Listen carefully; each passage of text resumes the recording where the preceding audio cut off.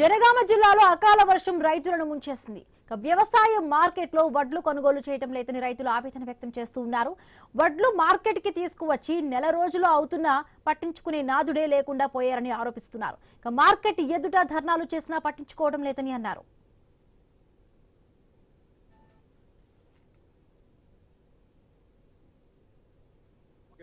ఒక 10 రోజులు అవుతుంది. మరి నాయచర్ కూడా వచ్చిన తర్వాత కూడా ఒక బాధాని లేదా ఇస్తలేరు.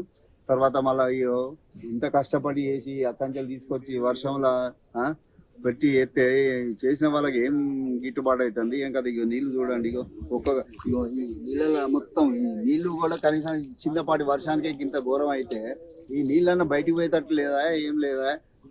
ఒక పరద ఇయ్యమంటే పరదలు ఇయ్యరా, ఏం చేస్తారు ఏం కథ. ఇంత కష్టపడి చేస్తే రైతుకి ఏం మిగులుతుంది? ఎంత ఇబ్బంది పడి కూలర్ రేట్లు పెరుగుతున్నాయి, తర్వాత ట్రాక్టర్లకు మిషన్లకు చేసిన కష్టం మొత్తం వాళ్ళకే అదే అయిపోతుంది. చాలా ఇబ్బందులు అవుతున్నాయి. ఇవన్నీ నీళ్లు ఇప్పుడు కనీసం బయటికి నూకిపోద్దామన్నా కూడా బకెట్లతో కూడా ఎత్తిపోసే పరిస్థితి లేదు. 20 రోజులు వచ్చి మొత్తం ఉడ్లు ఎండిపోయినాయి.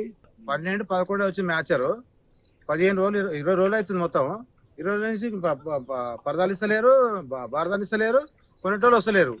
చైర్మన్ సమాధానం చెప్తలేడు. మన గేట్ కాడ కూడా ధర్నా చేసినప్పుడు ఏమన్నా అంటే మరి పంపిత పోవని అన్నారు. ఇంతవరకు జాడలేదు, పత్తలేదు. ఈ చిన్న వానికే గిట్లే అయింది. రేపు నైట్ మళ్ళీ పెద్దవాళ్ళు వస్తే మా పరిస్థితి ఏంది? మేము సవాళ్ళు బతకాలనా? మా పరిస్థితి ఏంది? ఎవరు వస్తలేరు, చైర్మన్ వస్తలేడు, ఎవరు వస్తలేరు. బస్సాలు ఇవ్వండి, బస్సాలు ఇస్తలేరు, లారీలు వస్తలేవు అని చెప్తున్నారు.